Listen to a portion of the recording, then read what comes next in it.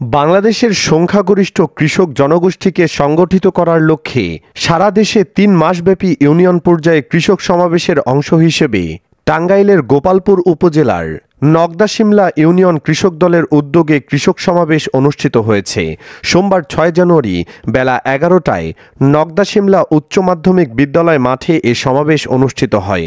নগদা-শিমলা union কৃষক দলের আহ্বায়ক মোহাম্মদ মোফাজ্জল হোসেনের সভাপতিত্বে প্রধান অতিথি ছিলেন টাঙ্গাইল জেলা কৃষক দলের সদস্য সচিব শামীমুর রহমান শামীম, ভিপি।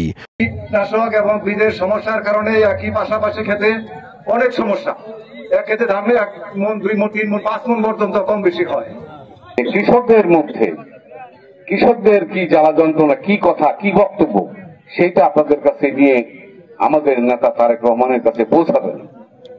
আমরা যারা বিএনপির সাথে জড়িত, যারা বিএনপি করি, তারা মনে করি যে এই জনগণকে আশ্রয় তো আমরাই দেব, এই জনগণ তো আমাদের কাছে আসবে। এর জন্য আমাদের নেতৃত্ব হওয়া উচিত, জনগণ যেভাবে চায় সেই ধরনের নেতৃত্ব আমরা দেব, এটাই আমাদের নেতৃত্ব। কৃষকদের মধ্যে একটা জাগরণ ঘটবে এবং সেই জাগরণ তৈরি করার কাজে আমরা আমাদের দায়িত্ব পালন করতে পারবো, এই বিশ্বাস আমার মধ্যে জন্মেছে। তারেক রহমান বলেছে কৃষকদের সাথে সরাসরি কথা বলেন, তাদের কি সমস্যা, খাল খনন, বিদ্যুৎ খনন, বিদ্যুতের যে সমস্যা রয়েছে, জ্বালানি করে আমলিকরা বিএনপি সমস্ত স্কিম বন্ধ করে দিয়েছে, তারা অবশ্যই বিদ্যুৎ বিল বেশি করেছে। আমরা আমাদের জাতীয় পর্যায়ে এবং উপজেলায় পর্যায়ে যে সমস্ত নেতৃবৃন্দ আছে আজকে এই কৃষক সমাবেশের মধ্যে বলে দিতে চাই, কৃষকদের সমস্যার সমাধান করবেন।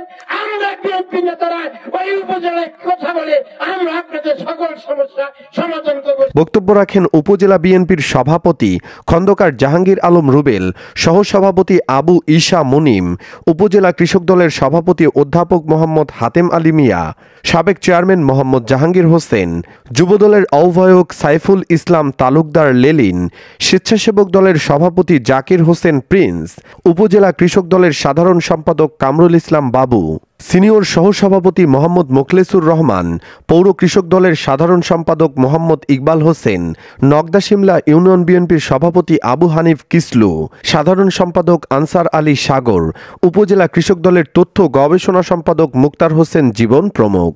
সমাবেশে উপস্থিত কৃষকগণ সময়মতো সার, বীজ না পাওয়া সহ বিভিন্ন সমস্যা উপস্থাপন করেন এবং কৃষকের সন্তানকে অগ্রাধিকারের ভিত্তিতে সরকারি চাকরি দেয়া এবং ঋণ দিয়ে বিদেশে পাঠানোর দাবি করেন। এ সময় বিএনপি নেতারা বলেন, কৃষকের সমস্যা নিয়ে কেন্দ্রের সাথে আলোচনা করবে, আগামীতে বিএনপি সরকার গঠন করলে কৃষকদের সকল সমস্যার সমাধান করবেন বলে প্রতিশ্রুতি দেন। স্টাফ রিপোর্টার মোহাম্মদ রুবেল আহমেদের ফুটেজে নিউজ ডেস্ক, নিরালা টিভি।